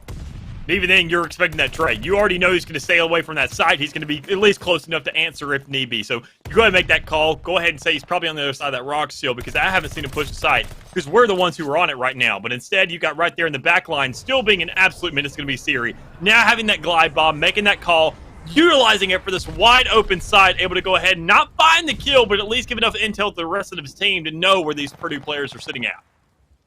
30 seconds is a ton of time to work with here, but you have to look to the off-screen engagement right now. Players number 6 in 2. And player number 2 in Caterator will go ahead and win the gunfight with the help of Siri across the map. That's big for a multitude of reasons. Number 1, if you're Concordia, you're holding down the scrap time here. And you're getting the rotation out towards the next point while putting yourself at about the 200-point mark. So if you're Purdue, not only do you have to make a great team push here, but you have to stop Concordia from being able to not only get to the win inside of this game, but you don't want to go to a map number 4 with how Concordia started to play. Yeah, even then, I mean, looking at them, go ahead, give them that time, give them that momentum. Because for them to get back into this game, or at least win this series, they got to win the next 2 maps in a row, including this one. And they're looking really good so far. So say, theoretically, if they do win this one, then the next one, their mentality is going to be on cloud 9. They're going to be living the life saying, we are whooping Purdue right now, and we can close it out with this S&D, which look close. And even then, we even have ourselves a close hard point right now, which Concordia could run away with so long as Purdue doesn't close out the rest of this time, find the right rotations over to P5, and just really run away with things. And you're still spawning close if you're Concordia. That's the thing. And sure, Tom can go over the top, get a few kills to his name, but is it going to matter all that much? No, because Shawnee's going to be there to clean things up with the pistol, and that's going to be 15 huge, and I mean big seconds, because that 15 will put them at 230 or just about, while Purdue is essentially going to need to hold 2 entire hard points throughout the entire rest of this game just to get back to where Concordia is right now. Yes, I mean, this is a great setup for him overall. I mean, if you're Concordia right now, you are living the life. You are feeling really good about this lead. You already had the rotations in line. You're already sitting on the front end of the site here on P5, so everything's looking good for you. You just got to find the right frags, knowing that this is where Purdue really held themselves down last time. But Concordia, this is also where they have to show off and spotlight their adjustments, because that's what we saw when it came around to Tuscan last time. They found some really good times to go and switch things up, but Purdue still just learning, hey, this is the corner site. Let's just go ahead and slide out a little bit better. It's not nearly as open as what we see in P3, but darn does it feel a little bit better knowing it's that much closer to spawns. You know, Mick, one of the most fun things about these early season matchups between teams like Purdue and Concordia, Wisconsin, is the fact that you don't know exactly what to expect. From a team like Purdue, you expect them to be able to perform like they did last year, and for the most part they have. But for Concordia, the thing is now they have the opportunity to surprise you, and that's what they've done so far here. 10 seconds will get them the win. Sure, they can't get it on this hard point. Sure, they'll have to break the rotation, but Purdue, you still have the chance to come back in this game. This is not over yet. You can win off of this hard point. Yeah, and even then, looking at them already having a full stack, Tragic pushing to the outside and winning that gunfight, that's a really good start. Keep that advantage towards yourself. Don't let them contest, and that's what it's looking like it's going to happen right now. When you see Tragic and realize, go ahead and grab a double, things look a lot better for them because they just got to hold this down. Concordia, they're just spawning out time in, time out, have streaks raining down on their heads, so things are looking a lot more problematic for them. And I love that you use the streak on the player that's going to be the third person to challenge. because you can go ahead and you can win the gunfights on the players that are close. You get that information, but that third player that you knock all the way down, that's not close to that point, that's going to be the respawn point, and you're going to have to wait for that player to get back to even have another chance to break in towards the hill. Here they come around the corner. Siri will go big for 2. Yanagami is there. Caterator. Oh, you're going to have the reinforcements here because they're going to be coming up the staircase here in just a moment. The big gunfight there. Purdue tries to make the comeback. They were damn close to doing it, but a 14-point win for Concordia, Wisconsin, puts them over the top here inside of map 3. We're guaranteed a map number 4 and potentially even 5 if they play the same way that they just did right there in that map, because Concordia look good. Oh, they most definitely do. I'm with you on every aspect there. I mean, the way the Concordia really just sat there, put themselves on the map, they went ahead and made the most of those spawns, getting the rotations out, making themselves look, even there on that P4 where we mentioned, that's a money hill. Purdue found themselves on that for the first time around, but the spawns flipped out. And then when Concordia came in, ran it, that second rotation, I mean, sure, they died in and out a couple times, but they found the frags and they were spawning that much closer. Purdue was not worrying about the bigger picture. They were only worried about getting on that site. And even though they can frag like albeit, they just don't know how to go ahead and set the map up for those conditions to where they can follow through with it and make their life a lot easier. So they decided to go ahead for the harder route, took the little detour, and sure, they still found some great results, but they just got to make that tiny little adjustment to really run over any opponent they find. But you see the stats here now on screen. The biggest thing that we can take away from this map, at least from the side of Purdue, is Benji. Realize they struggled early on. It seemed to get a little better throughout, and then at the end of the game, they really started to turn it up. But until about, I'd say, maybe the halfway point, Benji just was non-existent on the map, and even towards the end of the game there, where they eventually go on to lose, he just didn't have any map presence whatsoever. So that's the biggest takeaway from Purdue. Your Slayers are the people that are trying to get the most kills on the map, or at least trying to be the biggest, I guess, hero makers for your team, were basically non-existent. You know, Tragic, you always expect Tragic to be able to slay out, and he provides once again. But you look to the side of Concordia, it wasn't necessarily a game where it was outslaying by a ton. They just did enough to warrant themselves a map win, and of course put Purdue down the stinker, with Benji and Realize now having to go to a map number 4, trying to find some sort of semblance of what they had in map number 1, because if you go all the way back to it, Realize, I believe, almost dropped like, what was it, 28 on Tuscan? So overall, great, but not great at the same time. And now we go to a map 4 to where Concordia, you mentioned it, have a ton of confidence. That's all that matters. Confidence is key. I'm definitely with you. I mean, these guys, looking at Siri, not really dropping as many kills, but honestly, the trade-off is there. You go ahead, you have the rest of your team step up. You have everybody go ahead, pitch in equal opportunities, go ahead and have their equal time on site. Everybody doing their job equally and making sure it buffs out by the end of the game. And most definitely did here. But, as we go to the next map, which is going to be a Berlin hardpoint, it almost feels like Gavutu. It's not essentially just like it because you don't have as many high ground opportunities. But overall, it still has that same, presence of the map. You have those little close quarters, I would say, like P4 on Gavutu, like over there on P3. To some extent, especially right there on P5. But, we're talking about on Berlin.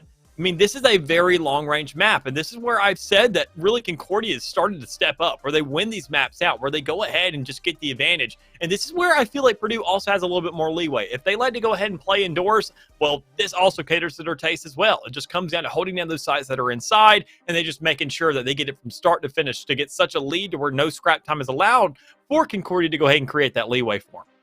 Wondering how we got here. Map number 1 on Tuscan. It was about, I'd say, a 100 or some point advantage for Purdue early on in the game. Then Concordia, Wisconsin, all of a sudden, they just hit another level. They hit that stride that they needed to. All of a sudden, we had a game on our hands that went all the way down to the end where Purdue was able to just sneak by, and it was almost a too little too late type of scenario for the side of Concordia. We went into the search and destroy. It was a 4-3 lead that they had, an opportunity to go up 5-3 inside of the S&D. And then Vanish Tom pulled off some heroics that made it 4-4. And then, of course, they never looked back after that with a 6-4 win. Then we talk about the Gavutu hardpoint. And this is where things get interesting, because we knew what the side of Concordia could offer us, what they had available in the reservoir to be able to compete with Purdue inside of map 1. They go ahead and they put that into full force in map 3. And now we go to a Berlin. And you were talking about it beforehand. It's still a closely contested map in terms of some of these hills. But at the same time, I do think that at least the good news for Purdue is that you have a lot of capable, very, very capable AR players that can play a little further back. that can make sure that the teammates have the availability to push up the map. Your SMGs can actually get into those mixy spots, and this should be a map win for Purdue. Now, that's not saying that Concordia doesn't have the same factor on their team. I just look at team comp overall, and Purdue, at least to my knowledge, or not even my knowledge, but my opinion, has a better team comp for this map specifically than Concordia, but I hope to get proven wrong because I want to see a map 5. Yeah, and I'm definitely with you. I mean, whenever it comes down to it, we see Concordia. This is where I feel like they really start to excel. When they get onto a site or they find a lineup that works for them and they can just sit still. I mean, it's like an eagle roosting. They feel right in their element when they can just go ahead, rest down on a spot, and they're not having to really be everywhere. And you can even see it other AR players. Just find that lineup and go ahead and get on the site and just be comfortable with getting that time, because you go ahead and win those gunfights. You do really good because everybody's set up to such an extent where you just have so many crossfires going on. But when it comes around to Purdue, they're a lot more mobile. They're a lot more antsy. They're a lot more energetic. They're all over the place. And quite honestly, Berlin, this could be the map where they can really make those adjustments. It's not nearly as close quarters as Kavutu. You don't have so many sight lines or the map really feeling as restrained. Berlin is extremely open. Sure, you have a lot of walls, but everything from the breaking of windows, from the open doors, from all these breakable windows, I mean, everything is essentially wide open so long as you just take advantage of every single one of those opportunities. And I think Purdue, if they go ahead and get over energetic here, really step things up into 6th gear, they're not going to be able to be stopped. 2 things. Number 1, I guess we'll just go for both teams. First thing for Purdue, Benji has to be able to step up here after a lackluster map 3 performance. That was a big reason to map 1 why they were able to win that, even though it got close. And when you have somebody that's not able to keep up with slang with the rest of the team, and just is almost a detriment at a certain point with the availability of positioning on the map, that is always going to potentially lose you a game. So, map number 4, Benji has to step up. Benji has to be better, and Benji needs to be a lead force in this team as they start to push around the map. For the side of Concordia, Siri needs to continuously be that person that he was in map 1 and map number 3. Those big performances, those big pop-off moments, those 2, 3, 4 pieces even that we've seen from both of those maps together has to play here. And you don't want to always put it on one player from either of these 2 teams, but when you focus on from what we saw in those first 2 maps comparatively to now, for Purdue, it's Benji. For Concordia, it's Siri. End of story. Well, that's the end of that story, but we're going ahead and starting the story of at least this map, and we're going right into it. Everybody go ahead and push in P1 as fast as possible. Concordia is going to be the first one to actually push on there, but as we mentioned, those windows, those doors, everything being able to be broken, we already see Purdue making their move. Nagami will turn around, tries to go for the beatdown through the door, and, well, that's just tragic doing tragic things. 2-0 start here already. They look to the back. They know where the spawns are going to be for Concordia. They make their break from the offside first. It's a really nice hold that they're going to be able to have here now. Sure, Cruzy gets that first kill, and you got to look for play number 5 in Caterator, who's trying to make a flank, but a costly team kill potentially there. As Vantage Tom will come around the side corner. It is going to be a 3 versus 2 at the point, but we think about rotations towards P2 with about a dead even game minus the scrap time. Yeah, when you look at everybody really just how they're stationed up, this is where Purdue's really got to step up. Because I said it earlier, and I'm going to go ahead and mention it probably 300 more times in this match alone. They got to be more energetic. They got to be a little bit more movie, a little bit more antsy. Because we see when they go ahead and stand still, that's when they get shot down. When they find a corner. Because Concordia knows the best corners to sit in. That's their place. They know how to sit still and they know how to win those gunfights. So they know exactly where to look when they're breaching into one. So Purdue has to go ahead, be on the move, go ahead and extend at the sights and win those gunfights. And even then, when you see the rotations and how they're already fragging out right now, they're proving that they can win those gunfights. They're just going to do it a little bit closer while still on their feet. Taking the time down the staircase. You look back over towards the left. Make your move out towards the right. You know, everybody's starting to collapse upon you from Concordia, and nobody gives away their life directly. Tragic will be forced to back off. Cruzy reads it perfectly. Concordia make a great play to wrap back around the point, getting towards it, and then go ahead and sit on it. Should be the scrap time for them. Maybe Benji makes a heroic play here, but you just try to get to the top of the staircase. Maybe run back around. You just get towards the other side of the site, and it actually works out. Sure, it's only 10 seconds of scrap time, and you might not even sit inside of it, but you've cleared out that portion of the map, and you make sure that the side of Purdue can sit all the way over on that left portion of the map and finally get themselves a bit of hill time early. Should be a bit of hill time.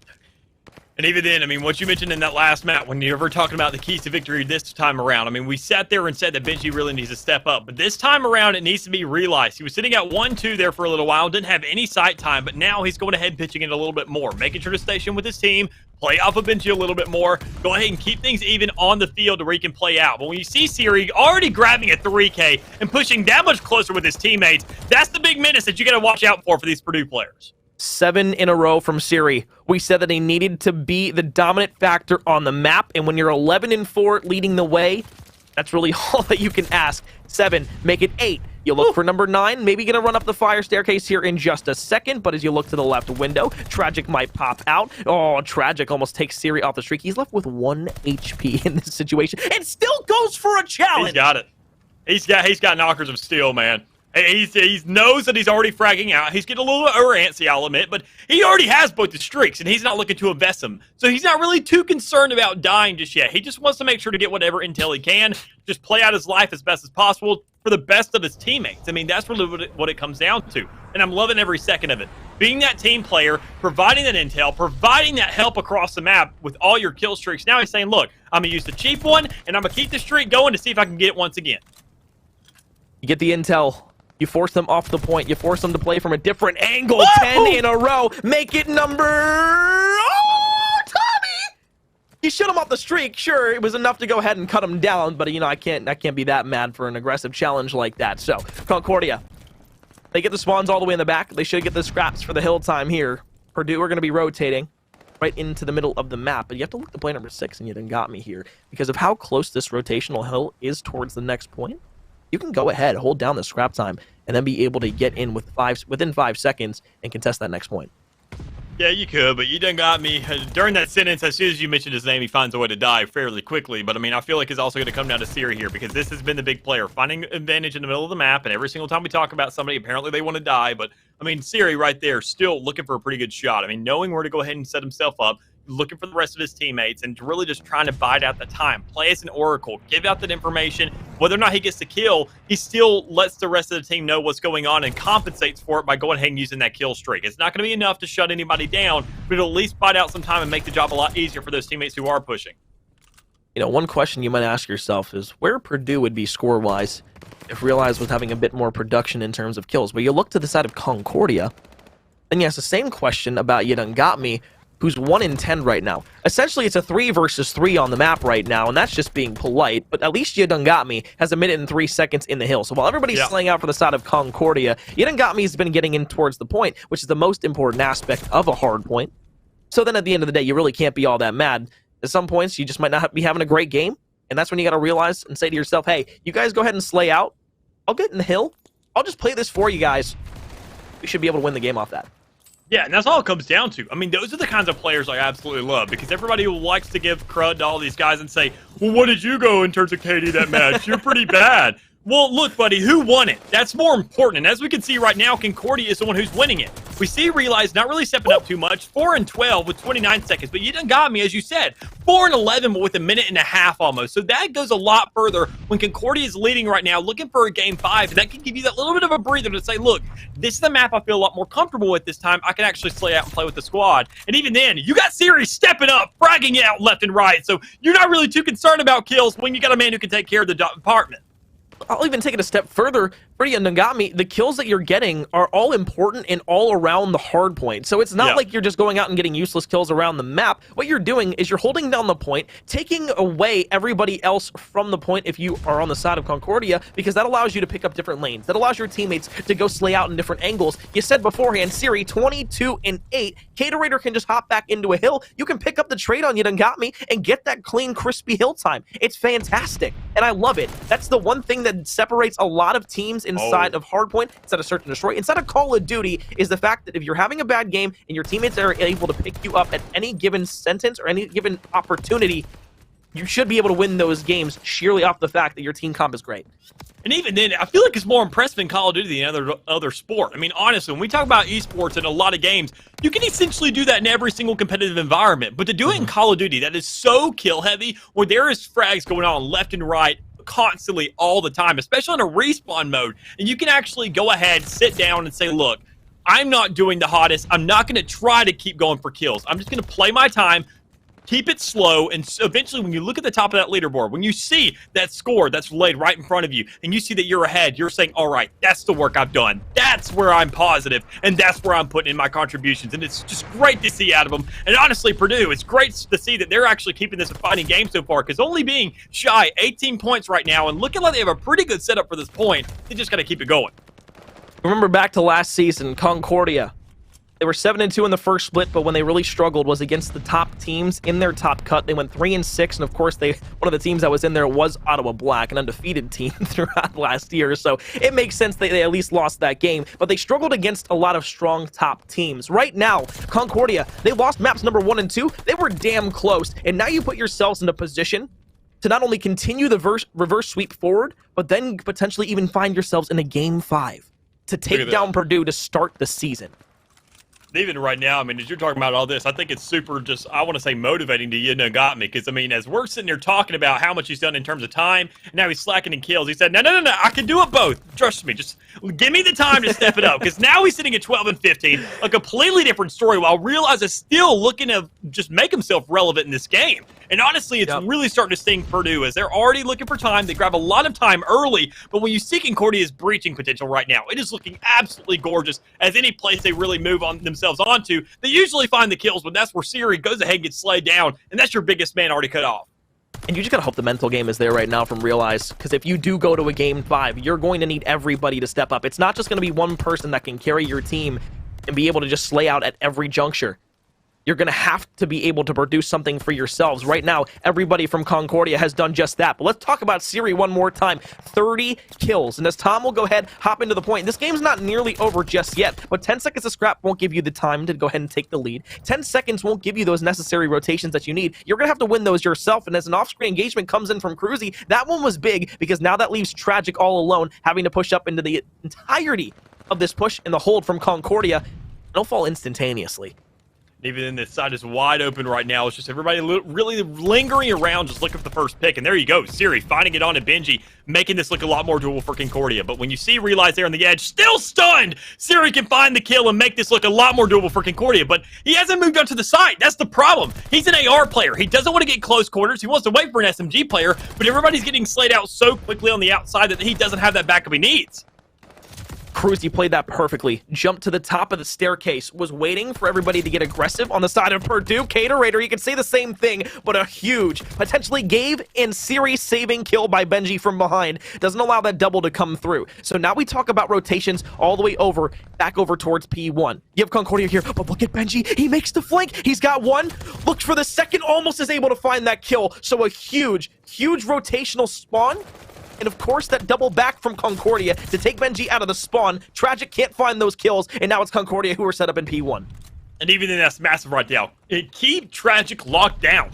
Don't let him go off, because he's the one big player. He's the big foundation, the cornerstone for the likes of Purdue when it comes to this slaying department. And when you look at the comparison, the two top frags, Siri and Tragic, Siri's feeling himself, and he's even shutting down Tragic. So he's getting his feel of the game well. He's also moving onto the side, and he's just backing up his teammates, holding down these long engagements, making sure that nobody's moving a little bit too far to where they're supposed to be. And he can set up a pinch at any given time. Obviously, he falls there to the hands of Tragic, but you're in the point now. You're still got the contest there. 10 seconds left for Concordia to be able to take this game. Purdue say, not yet. We're still going to have our fighting chance inside of this game. They can't win it off of this hard point. There will be a rotation over towards P2. Who will set up for it? That's the answer. With only 15 seconds left remaining, I mean, for the side of all Purdue, this is looking really doable for them, especially if they grab the last of that, scrap time. But honestly, it doesn't matter. I want to say it's the same game regardless, but when you already see Concordia put on the side, only needing 4 seconds, you got to contest as fast.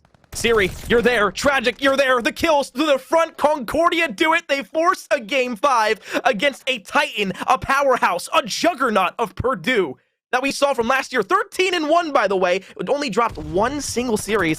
And now for the first game inside of the new CCL season, they take them to a game 5 on the backhand of a potential reverse sweep. This is it, baby. This is what we've been waiting for. I mean, I don't mean to sound like Stephen A. Smith for a second, but this is the moment I've been waiting for. On map 5, not only when it comes around to any kind of random teams right now, this is Concordia, a team that looked really good last season, against Purdue, who looked amazing last season. And you sat there and said it earlier. Purdue, this is where you're like, hard point, bread and butter. Yeah, well, their bread's gotten a little bit moldy, and I think their butter's expired because Concordia is definitely stepping up tonight, and they're forcing all the bars to be pulled out. Credit where credit is due. Concordia, we thought a little bit about it in the first map. We were like, okay, maybe is this just one of those crazy comebacks that we talk about all the time? Maybe. But then after the search and destroy was over and the map 3 win went their way on Kavutu, they come here, they win yet another very, very close hard point, albeit. But I mean, just, dude, 32 untraded kills off of 37 from Siri. Yeah. Brother? I'm speechless. I mean, that was exactly what Dude, we they're asked going to be for, calling though, him right? down to the front office tomorrow for you know what. He's getting tested tomorrow. Yeah, I mean, honestly, we asked that, though. We asked for that. We wanted Siri to step up to go ahead and create this Game 5 environment because we said earlier, we need to see that Game 1 Siri. And that's exactly what we saw. I mean, sure, it wasn't 40 kills, but darn near close to it when you don't need as much of a fragging department. I mean, we got to sit there and look at how everybody was really playing out because, I mean, even then, you done got me. He was slacking there for a while. And you didn't realize, and think about it, that is the big theoretical right there. Realize if he had sat there on time as much as you done got me did, that would have been a completely opposite scenario. And if anything, I feel like Purdue could have had more time and made the whole point differential a lot larger. But just that one factor of saying, I'm not fragging out, I'm going to get on the side. At that point, stick to tragic. Literally stand by the man because he's not like Siri, where Siri's going to give you that long-range engagement where you can say, all right, I can run freely through the map, and I don't need to worry about anybody killing me because I have a sniper up there in the back with an automaton going off. You got to follow up through your SMG. You got to sit there and play off your cornerstone, find a way to get onto that site, and then just play like a little rat to go ahead and make yourself relevant eventually, or at least put something worthwhile onto the scoreboard.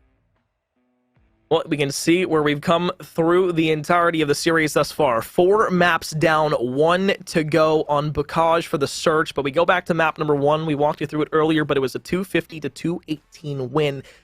Concordia, Wisconsin, they were down by over 100 points at one point in that game. They were able to come back, make it close towards the end, and that's what kind of kick-started at least the thought in the back of our minds that they were going to be able to at least compete for a good amount with Purdue through this entire series. And, well, that's come to fruition. After the search and destroy, where they were up 4-3, it was a 3-round strike from Purdue that gives them a 2-0 lead. But now with a 250 to 236 and a 250 to 237 back-to-back within 15-point games that you win to force a map number 5, this would be one of the craziest reverse sweeps, not only to start the season, but potentially of the entire year at this point. But we talk about Bocage for a search and destroy.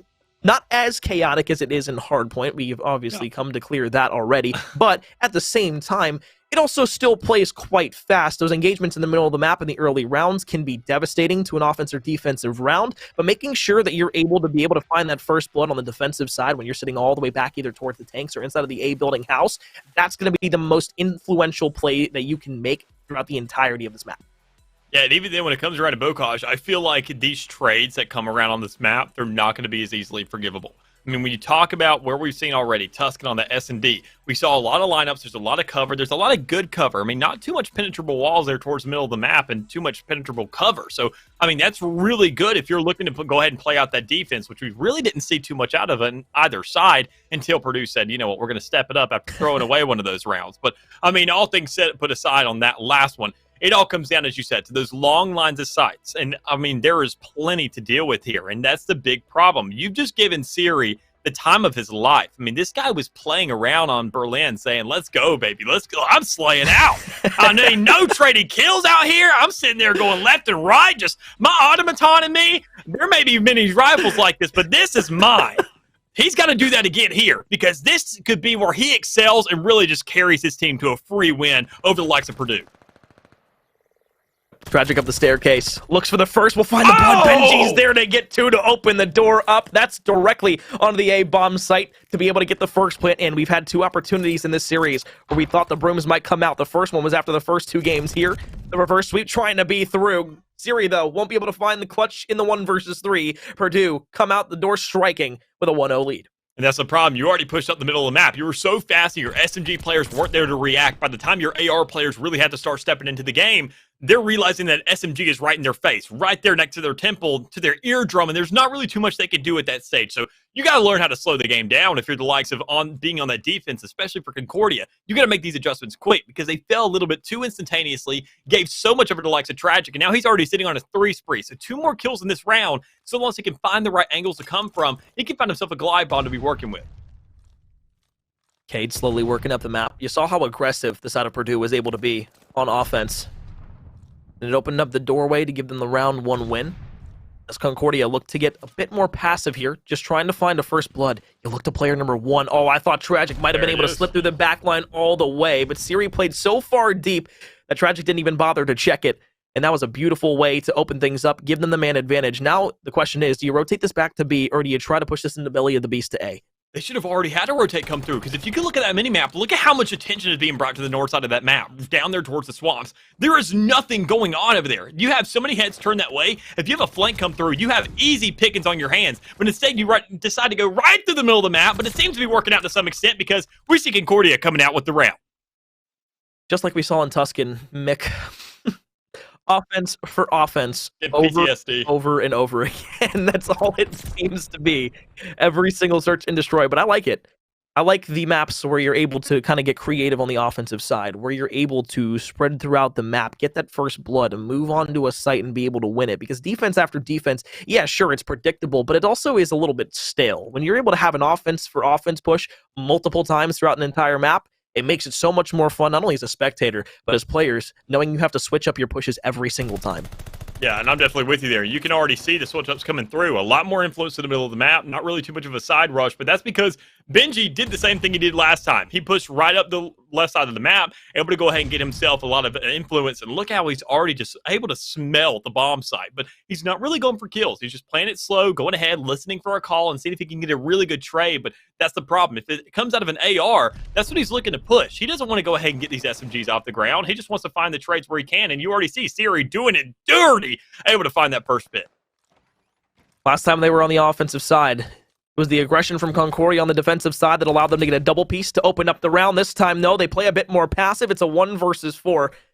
We talked about how Realize needs to be the big step up here inside of the search and destroy for Purdue because he's been lackluster the last 2 maps. This would be the perfect opportunity to pop that off in a 1 versus 4. Realize has the first player down. Oh, I thought he was going to go through the doorway. Maybe finds the second player there, too. Still in a 1 versus 3. 20 seconds left. Man, it's slow and steady, but he barely saw him. Able to go ahead and get that kill for Concordia. I mean, we even heard it there. We thought that was winnable to some extent, especially as you said, the creativity in offense. But I mean, there, he had the eyes on Cruzy just for a second when he spun around, but it wasn't enough to go ahead and give the tell because you don't get those outlines like we do here. You're not seeing blue. Instead, you're just seeing somebody blend in with the rest of a house, and you're thinking, all right, nothing's out of place. Concordia has looked so good over these last 2 maps. What a story it would be. What a way to kick off the season it would be if they completed the reverse sweep here. But you still got 4 rounds to go before you can even think about that being a reality. Purdue, defensively, they're just sitting back, waiting. Concordia starting to push this up over towards A. You look for the first blood, then you start to make your next move. Do you start to push over towards B, maybe? Or do you just play a bit more passive and hold steady over towards A? Maybe just push straight up through middle and say screw it all. Yeah, and even then, I can't blame them. I mean, you have so many sites available to your hands. You sit there, have a little bit of intel where somebody is, because we've seen 1 peak so far, but this is the slowest start we've seen to a round so far, and I'm loving every second of it. It all comes down to this first blood and whether or not you see the team and how they're stacked towards this A side. Nagami, slowly, you're trying to work your way into the A site. You want to open that door, and that's exactly what you'll do. You get onto the site. You're going to hear the audio cue, though. Benji's going to try and fly around the corner, but guess who's there waiting? It's the Caterator. 45 seconds left. Time crunch now on Purdue to not only find these kills, but get the defuse as well. Tragic and Realize playing together, but across the map. That's the first out of 4. Going to get 3 more. 2 are going to be playing the corners right around next to each other. You spot one around that right side. It gives away the information and position on where those players are, though. So now they're going to be running directly together. And here comes Realize, too. But you have 22 seconds to actually make this come to fruition. You got to push through the doors here. Tragic doesn't look to the left. Shots are going to be there, but won't be able to find the kill. Realize gets traded instantaneously. And Concordia, their 2nd round win in a row. They win a defense and an offense back to back. It's a 3-1 lead here in the search. If you're a Purdue fan, this is a problem because we're now getting to a stage where we saw the back and forth. And even then, after those first 2 rounds, we were saying, all right, we're going to get a repeat of history right now. No, Concordia really turning things up, saying, look, this is a complete differential from what we were used to. We're going to make things look a lot different this time around, and you can see it at every single angle. All these players stepping up. Cruzy on a 4 spree right now, looking at a glide bomb here soon, and especially being on offense. We mentioned it time in and time out. This really where you can get yourself an advantage. So this can make Purdue get themselves within some kind of reality of winning this game out, but it all comes down to this first blood where Siri usually finds it up there on that window, but instead Cruzy coming around the edge, able to grab that VIP. Cruzy has stepped up in such a big time. I thought maybe, just maybe, Benji was going to find his demise right there, but it really doesn't matter because Realize, once again, is in a 1v odd situation. He done got me around the corner.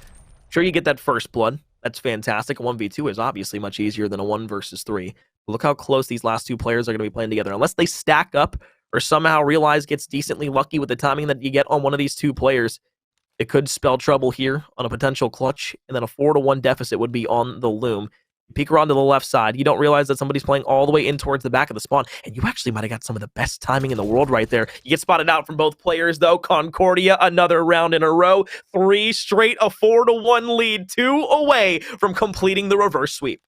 And this is absolutely massive, Chief. I mean, honestly, also getting onto the attacking side where we've seen Concordia, where you said teams can get a little bit more creative. I mean, honestly, I feel like Concordia, their minds are just that much more fluid. They sit there and think a lot wider. They utilize the entire map. And even when they don't, they sit there and make some great switch-ups in these contested spots to really go ahead and put the opponent on their shoes. So, I mean, this is it right here. Honestly, you get to this match point, you've shut down Purdue already to a 4-1 deficit. This is already enough to go ahead and take its mental toll to say, what are we doing wrong? And they're probably spending their entire round right now just trying to figure things out. No adjustments from Purdue, really at all throughout this game. And unfortunately, Tragic, who didn't have a great S&D until late for Purdue last time on Tuscan. 0-4 to start out here. Nobody else playing, too terribly bad, but it's just sitting around negative, right around positive at the same time. Gatorator looks to push up. Water wheel shots. Oh, that's just beautiful. Unfortunately, nasty. Tom dies once again.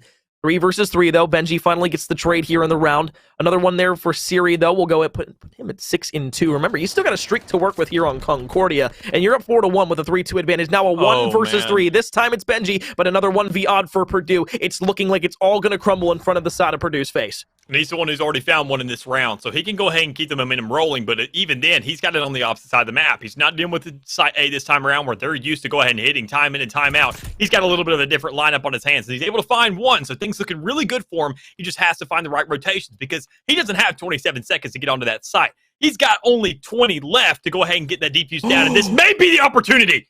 Oh my God! Way. No way. They're not going to check it either. He's not going to peek around the corner. He might just get there in time. Oh, the defense comes through. Benji, what a way to give momentum to the side of Purdue when they need it the most. Down 2-4 still, but in a 1 versus 3, it looks almost identical to what we saw on Tuscan when Tom did the exact same thing when it was 4 to whatever it was in the round count. Can Purdue capitalize off of this? Man, they have to. I mean, they really have no choice at this stage in the game. I mean, sure, they have themselves a great way to go ahead and turn this around. They're now in only a 2-round deficit, but this is finally the switch up we're looking for. They're not saying, look, we're going to go ahead and push towards the A side. They're going to switch things up, say, let's make some adjustments on the map and just pray that we can win at least one of these fights out. Because now we're on the attacking side. We can pressure them somewhere else, and we know they have a really good A setup. So let's switch things up, get a free plant, and see if we can put them on their toes. Incredible, smart play. Tom will pop up for the first kill of the game. First blood on the clock. B going to go down. 45 seconds left now. All you have to do is just make sure in a potential 1 versus 3, Concordia doesn't do the exact same thing and go ahead for a defuse onto you. Down through the tunnel. You done got me. Playing with Caterator. Trying to peek on out. Oh, you might have got the slip right on through. The timing might be good enough. But you got to make sure you catch Tom out over towards that left side. Tom actually spots you and got me up and towards the top. Oh, from the top ropes, a jump shot. Perfect accuracy. Snaps onto the player. And this is where things get scary. Because now it's 3-4. We were in this exact situation in the last game. It was 3 straight rounds for the side of Purdue after it was 4-3 to win the game 6-4. You come back down 1-4, this would be even crazier than beforehand, but it's still possible. Remember, this is for a reverse sweep for Concordia, or starting 1-0 from Purdue to shut down that same reverse sweep. And even then, it comes down to Concordia on this offensive side. I mean, they've done some great work so far, but even then, you have some lackluster teams like every single time. VT really didn't have too much of a game so far. In those first 5 rounds, he had 0 kills and finally got his first when it came around to that first round that they won. But, I mean, there's just so much stacked up right now, and it all comes down to whether you done got me can find himself a plant or a kill, and he just doesn't find the opportunity this time around as the rest of the team is falling around him. First 1v odd opportunity Massive. for Concordia, Wisconsin doesn't come through. Purdue, the streak continues to roll forward. It's like a snowball. They roll it down the hill. It just keeps collecting more and more and more until it's too big to humanly stop. But right now, they're trying to run that directly, and I mean directly, through the heart of Concordia, Wisconsin. You can try your might here in the search and destroy. All that matters is who comes out on top. 4-1 doesn't matter if Purdue can come back just like this. Offensive try here. Will it be enough to give them the match point advantage? You mentioned that snowball. I really like that analogy that I refer to a lot. I mean, just the best way to go ahead and shut down a massive snowball like that, you got to create a big enough wall to go ahead and stop it. And then when you're defending, you're put right into the shoes of actually stopping something. You just got to go ahead and find that first blood like you done got me did. He's able to put himself back into the game. It just comes down to whether the rest of the team wants to follow suit. Oh, the glide bomb gets used there, though. Oh. Fantastic. Because this is a round that they should and potentially will win. Tragic hops out into middle. We've got a round 5-4. One That's more good. for a round 11, Mick. Oh, my goodness. Either way, this is going to be crazy no matter who wins this search and destroy. It doesn't matter. Like, whoever wins here, doesn't matter. I mean, congratulations. It's fat GG's. I mean, we're sitting almost looking at a round 11 on a map 5. I mean, this is what you want. I mean, prime Call of Duty, if you're asking for it, especially on CCL. I mean, looking at these two teams and the skill differential from last year, we're seeing a completely different season, a completely different storyline for both these squads right now, and it really leaves a lot of questions, and it all comes down to this first blood, whether or not Purdue can answer the defense, or whether or not Concordia finds himself onto a side, and they're going right back to A where they've excelled so much. Caterator looks for the shots up top on a VT2. However, it's the teammate pushing over towards the left portion of the map that's going to be able to find those first couple of bullets, pepper off Tragic, and force them back over towards the actual A site. It done got me. MP40 slowly working the way over towards around the right side. They don't know that nobody's watching this, at least right now, but you can see player number 4 and realize who's all the way back and towards the spawn side. Tragic, though, from the top. Looking out the window. You done got me. You want to push onto the site right now. Don't. But you also know that somebody might be in the corner. You peek on in. The slow peek around the corner allows Benji to find the first blood, and now the bomb is trapped in A. You gotta win that gunfight if you're cruising, and he does. That was a little bit too close for comfort. Not knowing the follow-up's coming out, he does make it out alive. There's so much on the line now because you still gotta get that bomb down because there's only 25 seconds to work with. You run right into Benji. 1 versus 3. Siri for the win here. Not going to happen. Round 11 on the table. All cards thrown out the window. You blew everything down. Now it's time. One round will decide the entirety of this series.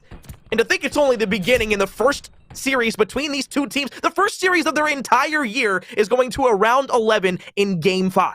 Yeah, this is a game of stamina. I mentioned it earlier after that first series, saying the first game of the season, when you're playing that long game, it's like getting to a destination, and that being playoffs and winning it all. But, I mean, right now, I said that getting that first destination is here. This first game of the season, this first series where you really start to fill up the tank. And I'm sure both these teams right now, they are feeling the contention. They are feeling the fire, and they better go ahead and win this out. And it all comes down to this first blood where you see the aggression come out in a trade for both sides. And that is such a huge kill by Cruzy, just playing down in the corner. Now it's a 1 versus 3. Tragic, you've done a lot of great things this series, but will it be enough to clutch up here in round 11? You get the first one. That's big. They're playing together, but is it going to be close enough to allow both of these two players for a trade? You know, the bomb's down in A. Same situation we had last time where Purdue had the upper hand advantage. Nade in towards the site. Oh, that might be able to get the first one out. You get the hit marker onto it. The shot's from David from behind. He comes on through. Concordia, Wisconsin stunned Purdue in the first series of the CCL season. They'll win it 3-2. They'll complete the reverse sweep, and that's a comeback for the century here for the side of Concordia. Pat yourselves on the back, gents. You're here, and you're legit this season. I mean, we mentioned it earlier. Purdue, the entirety of their last year. I mean, they went 13-1. They are now sitting at the same loss they had for an entire year, just got handed to them on day one of CCL. I'm not sure how you can recover from that. Look at how well they performed. There's just a lot of inconsistencies, and I'm not going to sit there and go ahead and bash them. Instead, I know Pally Boy, our great analyst there on the side, he's already writing up 10 articles about this alone, going ahead, giving everybody to figure out what's going on and what we can do and just how we can break every single second of this down. Oh, that was fun. I mean, there's quite literally no better way to open up a season for either of these teams, but more importantly, the broadcast here, myself and Mick included, that was fun. That was entertaining, but we also have to go ahead and take a look back at what this series was, because there's a ton to unpack from this, starting back at map number 1. Oh, it was a Tuscan hardpoint that, albeit it wasn't close at the beginning, got down to 250, 218. Looks a lot closer there than Concordia was able to make it, at least at the beginning half. Then we went to a Tuscan search and destroy. Again, we mentioned beforehand, it was a 4-3 lead for the side of Concordia that unfortunately didn't go their way.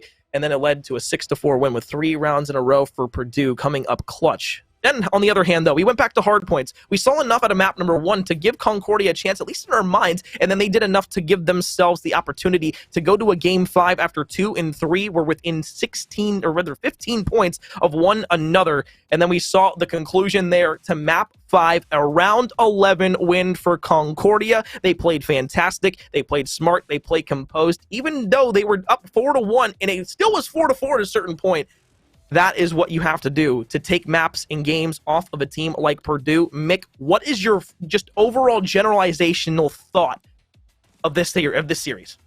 I mean, out freaking standing. I mean, that's really all you can dwindle it down to, honestly. I mean, when you look at those stat lines for every single one of those games, everything was a little bit too close. And regardless of who won or lost, like I said, put a loss, put a little asterisk by that, because, I mean, that was a lot closer than what we really felt like was really going to be handed to us. I mean, Concordia, we said it earlier, and I even said there, I mean, in our notes that we wrote earlier before the show, I even said that if there's going to be anybody to be on a watch list this season, it's going to be Concordia, because purely of how they faced all those Titans last season, the likes of Ottawa, the likes of Illini, the likes of UNI Gold. I mean, there's so much that they faced up against. They know how to face these big teams. They know how to go up against Slayers and know how to outsmart them, saying, look, they rely on pure power. And most of the time, that will work in Call of Duty. But we've had such an entire year now. We've had this whole team together to know how to really get this all rolling, get ourselves together. And sure, we lost the first 2 maps, but even coming back from a reverse sweep like that,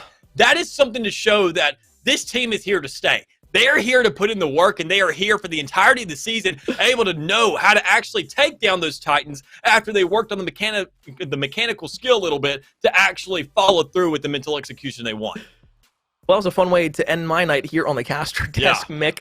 Concordia, Wisconsin, we say GG's to them. They take down, again, the juggernaut of Purdue COD early on in the CCL season. If that doesn't go ahead and line you up for what you're going to be able to see, not only just throughout the rest of the night tonight, but even into the next few weeks of gameplay when we start heating up. We haven't even started to talk about halfway through the season point yet. Playoffs? No. It's the first day, the first broadcast, and the second match of the entire night. Yeah, I'm quite happy with that. We are going to be taking a quick break here, though, in just a moment. But when we come back, we're going to be handing you off to the very capable hands of I Hold Shift and Proper Casts. That's going to be for Boise State versus Crimson Gaming here on the Bravo stream. My name is Ben McCormill. Alongside myself is Mick. We thank you for joining us here for the CCL broadcast. As I said beforehand, stay around, stay tuned, as we got another great series on our hands just after a short break.